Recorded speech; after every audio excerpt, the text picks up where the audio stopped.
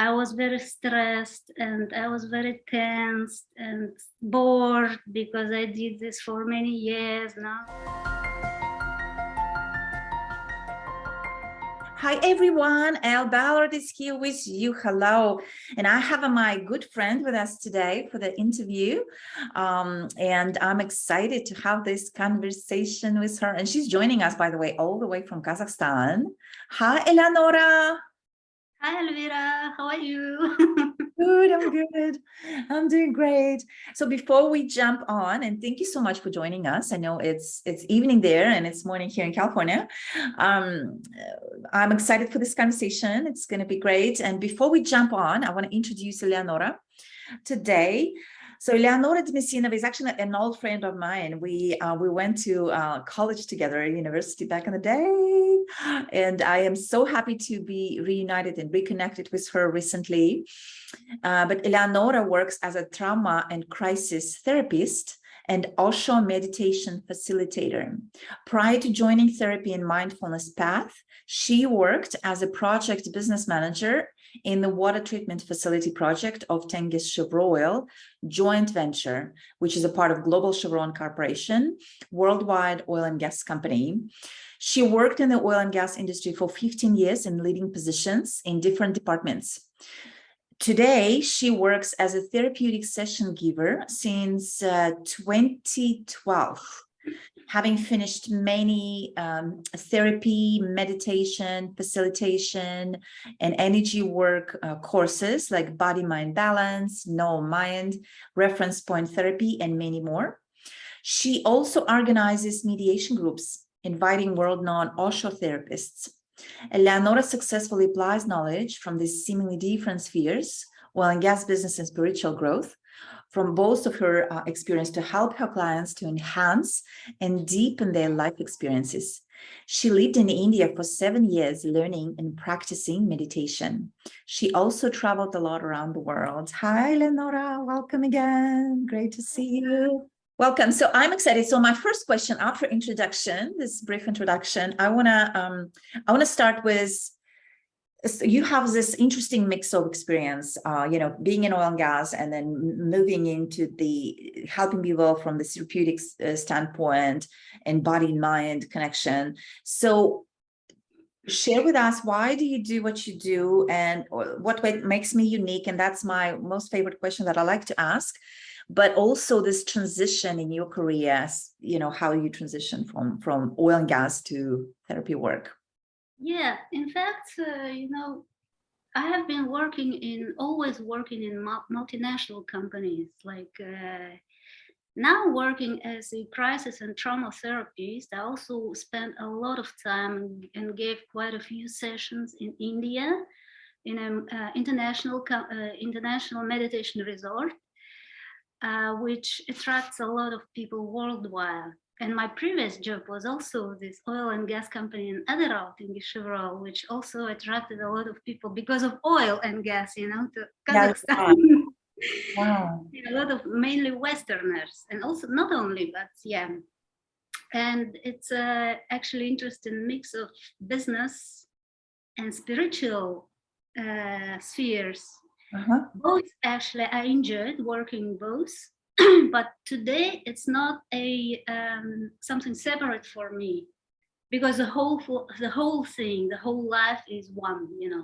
Yeah. Does not matter where you work. But today, after having been working in India and having given and taken a lot of sessions, groups, etc., today I feel that if I return, for instance, I'm not going to, but if I return to any of the business sphere, I would bring this new meditation experience, meditation state with me in any area.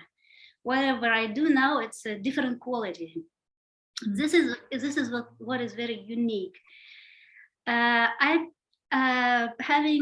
worked in India, I joined there is very good program, Work as Meditation, which gives you experience working and meditating at the same time. So this quality, this kind of skills, I can now apply in any daily routine thing. Whatever you do, there is a quality of meditation. Mhm. And meditation is not something like, sitting like everybody thinks it's sitting in a pose, like, in mudra or Yeah, whatever. It is to that's be an done. understanding usually about meditation people have, right? Exactly, Right. exactly. Who would know that? Yeah, there's a huge misunderstanding about this.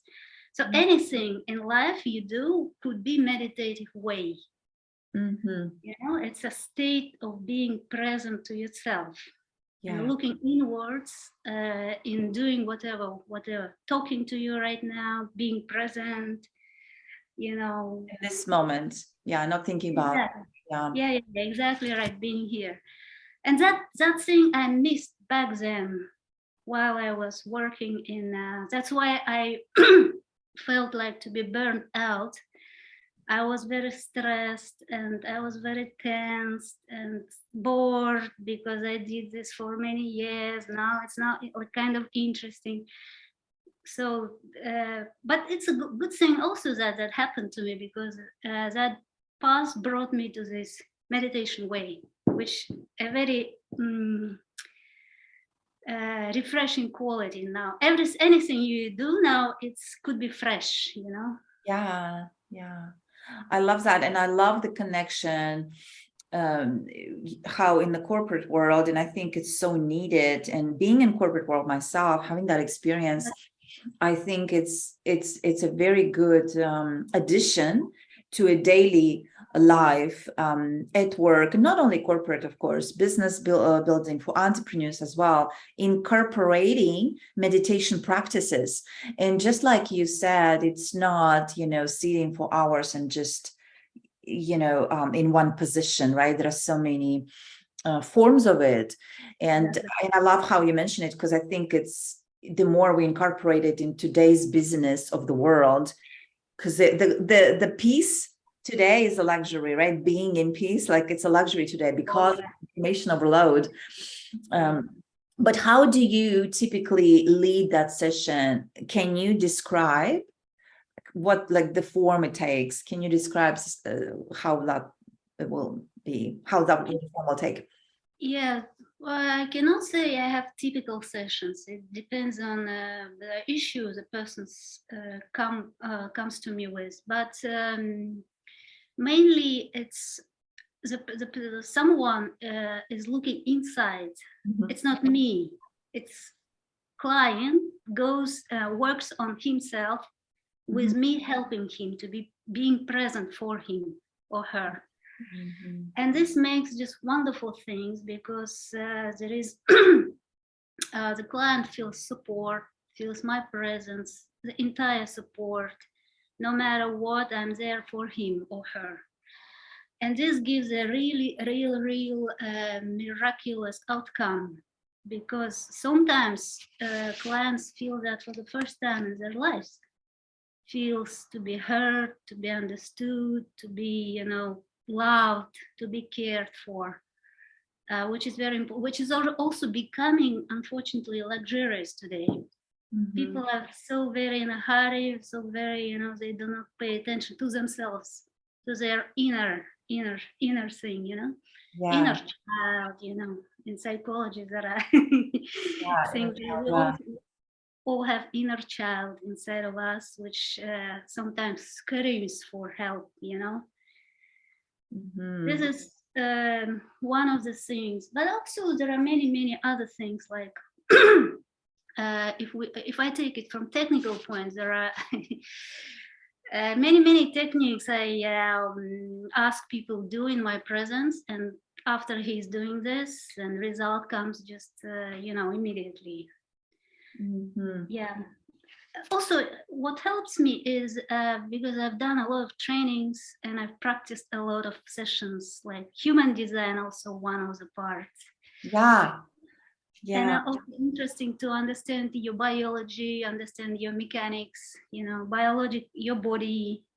And once you understand your design, your body, then you do not, question why I'm doing like that, why am I, I tend to be this or that, and everybody wants me to be that.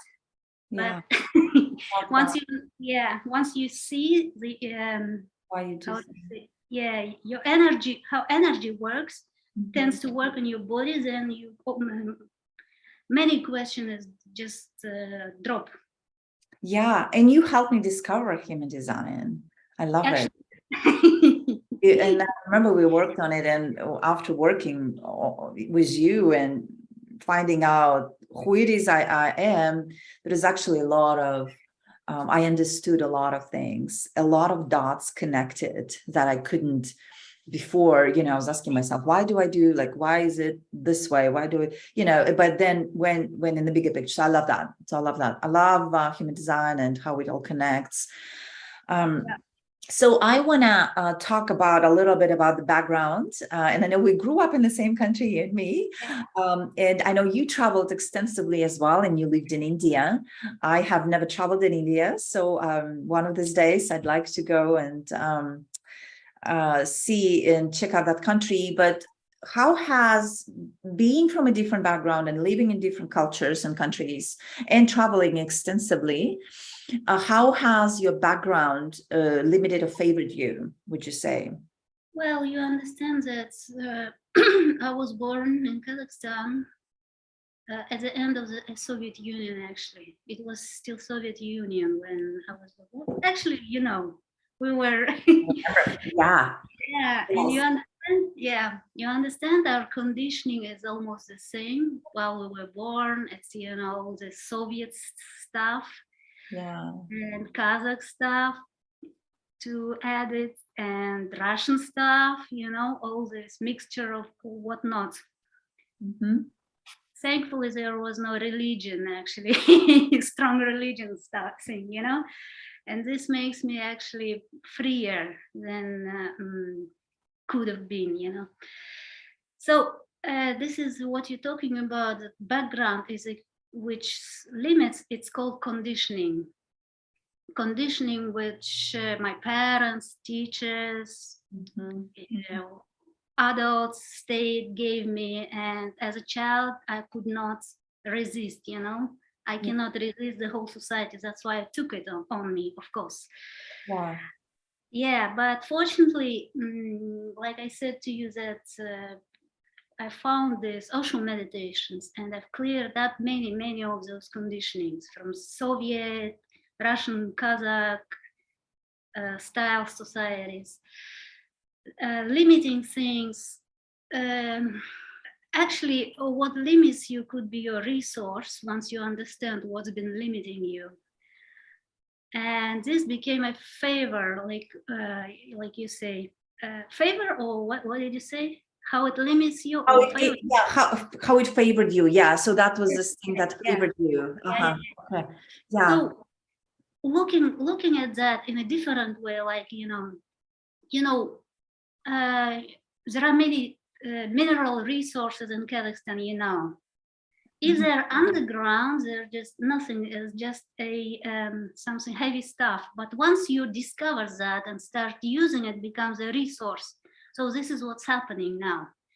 Once you discover your conditioning, which limits you, and work on it, and it gets transformed, and it becomes your resource.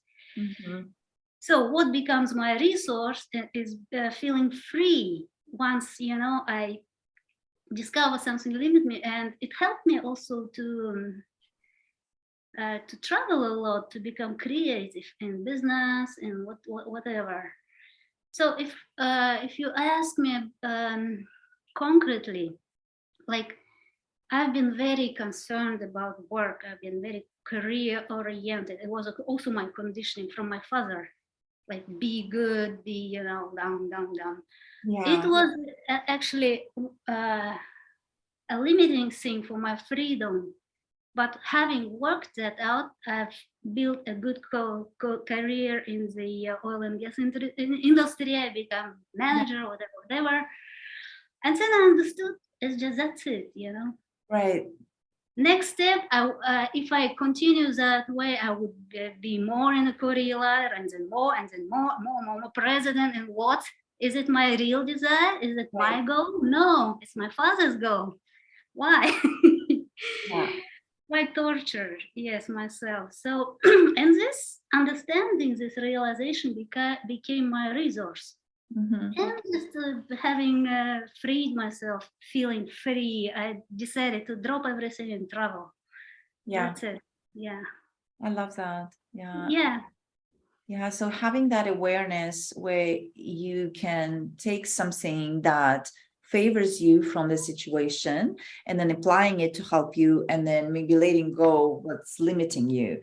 So it does take awareness with yourself, actually understanding those things, right? Because a lot of times we actually don't even understand Yeah. might be limiting us. And I think going there and understanding that and then applying it. So I like that. Yeah. And exactly when sometimes we make decisions in life, it's, and we do that in Kaizen planning, part of it is it my desire? Is it my true wish?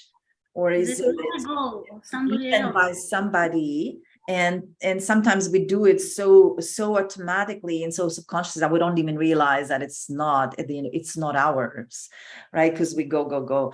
I love that. So yes, thank you. And that, thank you for that reminder, Eleonora. And so with that, with living and applying this knowledge and this your life experience to all the situations in life, what would you say was your biggest lesson or something you had to overcome while building life or business? Mm-hmm. In fact, me working in this business area, I also acquired a lot from that thing, because a lot of skills, a lot of Mhm. qualities that also help me today, also, in building my Wow. or being organized. But now it's plusing this quality of meditation becomes the whole, like, Mhm. not just while working there. I felt that something is I need more, like, something is missing, something is now it's not completely complete, of course, but it's a lot more integrated, I would say. So the biggest lesson, I don't think I have one biggest lesson. I had a lot of, Yeah. Yeah. we were discussing human design. We're very alike in that respect because of profiles. Is six. If you don't mind, I'll tell. Sure. Yeah. 6'2". Those people like us, first 30 years of their lives, they hurt themselves badly. They make a lot of mistakes. That's what happened to me. I mean, I'm still working on some of the things I've done to myself first 30 years of my life. Mhm. And one of the lessons I would say I acquired is that good people should have guts, because good people usually trust, they usually do not pay attention to things like. And today I understand that good people must have guts. If we look, bad people have guts. That's why they feel so strong. That's why influential. They feel influential. And looking at what's happening today, all these war now very close to us, and Russia is threatening Kazakhstan daily. You are next. You're like, we see that from the channels, TV Mhm. channels, not only.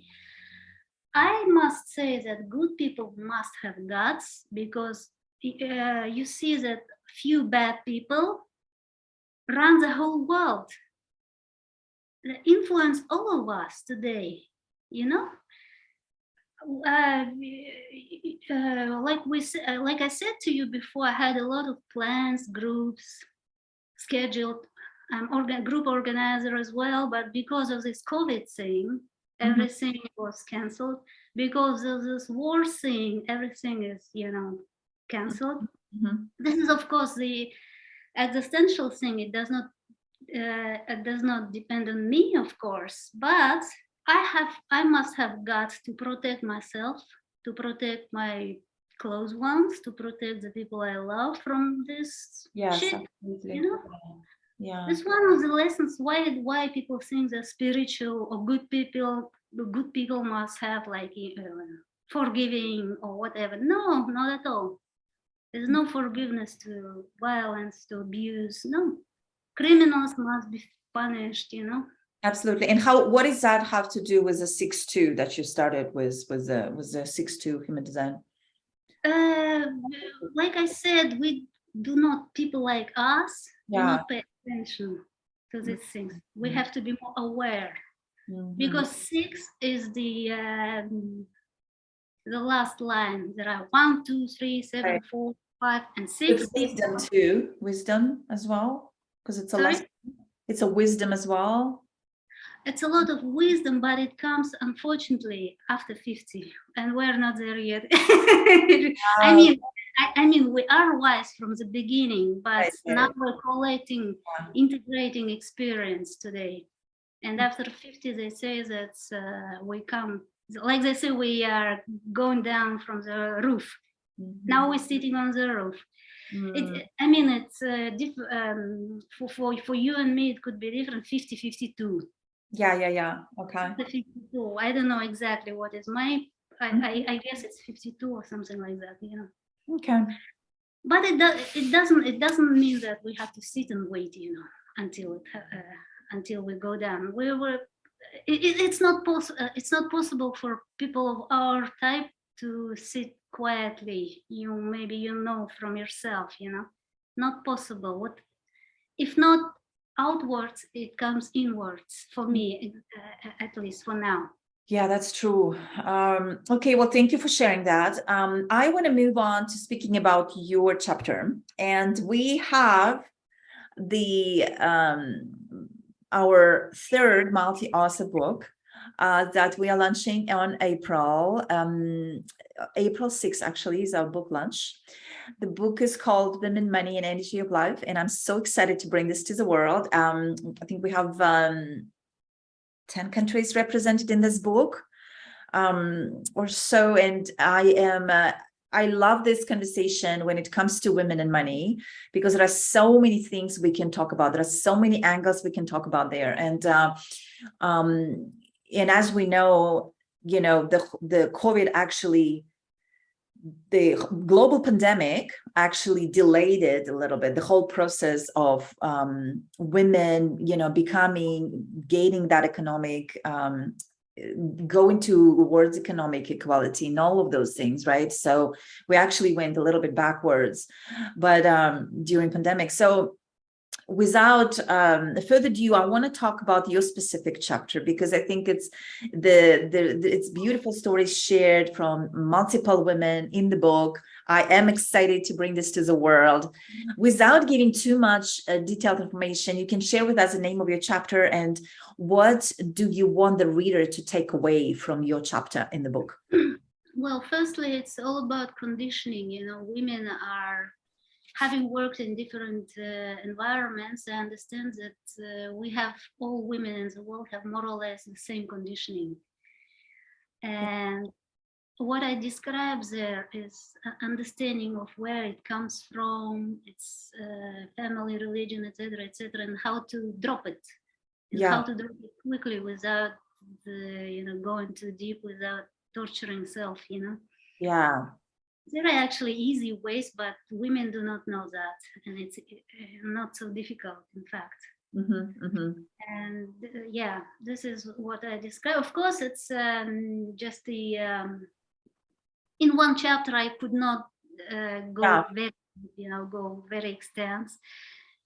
But it was enough to at least to point out some key ideas, of what any woman can do for herself. So she can overcome the limiting belief that she might have. Of course. She can easily free her up and giving herself full freedom and full love, because the main conditioning women carry around the globe is to fulfill everybody else's need rather than her own. And I want us start looking inside, start looking our own needs inside and looking and starting be present and aware for ourselves firstly, and then everything else comes, and everything comes as a harmony, Yeah. Well, I'm excited to share your chapter with the world, and we will be posting, so we'll post a couple of links here, but we'll be announcing the book launch is on actual April 6th. So, put it on your calendar, and we'll announce the links. We'll be giving the links so that you can get your copy, and it will be available only for $1.99 for the first 24 hours, 24 to 48 hours. So definitely we'll post some links here. This might actually go live afterwards, but we will post the link for you to get your copy of the book, and I am excited. Okay, so awesome. So let's move on to this last section for the rapid fire questions. And so I'll ask you 1, 2, 3, 5 questions. Let me know if you're ready. Okay. So your favorite book name is? Ooh, it's Elvira, it's a difficult question. I do not have one favorite. I have. It's hard. There are so many great books, but just one. But what comes to me first is Mark Twain, because in all of his books I could find I read, because he's very humorous and very sharp. Yeah. That's great. Okay, so do you prefer beach or mountains? Mountains. Okay. Favorite international destination to visit? To move or visit. Visit. Or move, maybe. Or move. I mean, I would like to visit as many points as possible, but maybe I will move to USA. Who knows? Yeah. I don't know. Summer or winter? Winter. And last one is things that you have discovered about yourself recently. Things that you have discovered about yourself recently. I have discovered it's being resourceful in myself. When okay, one thing is very important is anything like I can perceive as negative could be transformed when I watch carefully what's going on there, when I sit and watch without being in hustle, you're just sitting and watching, and then it transforms into being aware of what's going on. This is very important. That's great. Thank you for playing. So, Eleonora, I want to thank you for this conversation. We've touched on so many great areas of our lives. We've touched on our upbringing and the current situation that is happening, in the world. So thank you for taking the time to talk about these important issues. Thank you for choosing to participate in our upcoming book. And we'll post more information for Eleonora to get connected with her. And with that, I look forward to seeing you in our next podcast. And thank you, Eleonora. I'll see you soon. Thank you, Elvira, and thank you for inviting me to be part of this beautiful project, this Ioana bestseller book. You're welcome. Thank you so much, Elvira, and we'll stay connected. Yes, absolutely. Thank you. Bye-bye. Bye.